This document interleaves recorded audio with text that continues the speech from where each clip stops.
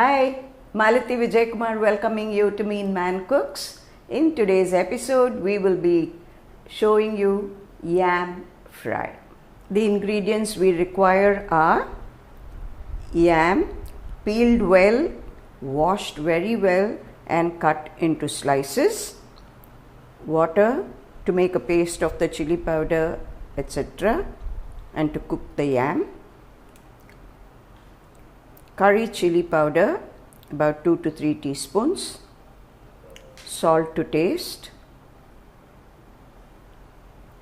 oil for frying, turmeric powder, a little chili powder for added spice.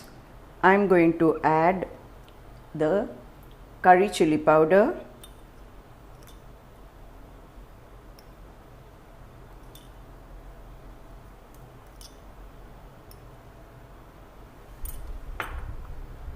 the turmeric, salt to taste, a little plain chili powder for added spice. Now let's add some water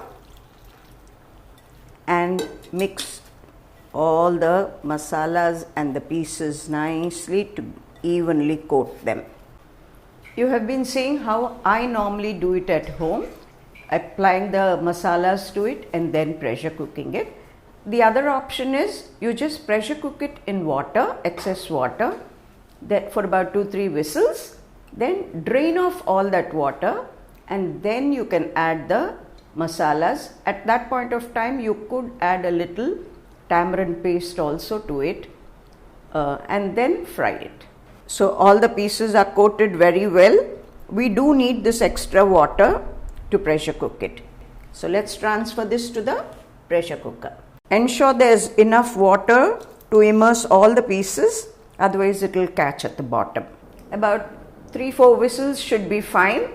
It depends on the individual's pressure cooker also. I normally go by smell. Once I get the smell of the cooked yam and chili powder, I put off the stove. Allow it to cool and shallow fry it on a flat tawa. There comes the first whistle. If the pieces are not too thick, just about the thickness of your little finger, in about 3 to 4 whistles they'll be done. I'm sure you heard the second whistle and now the third. That was the third whistle. I am beginning to get a little smell.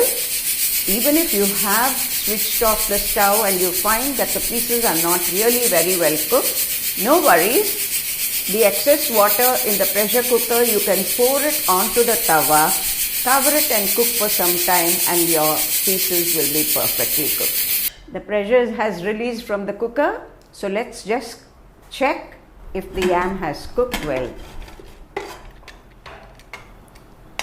There it goes. Yes, it's done perfectly. Now it's ready to be fried. I've put the fry pan onto the stove and lit the stove. So let's add some oil to the pan. Now I'm going to drop the pieces one at a time. You can store the steamed marinated pieces in your deep freeze up to a week. Fry them as and when you require also.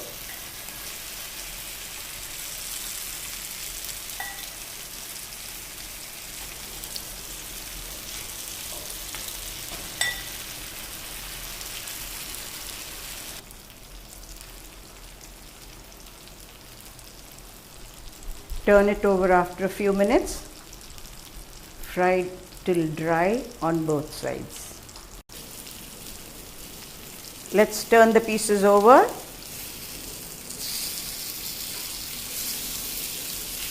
This is like a vegetarian vanjara fry.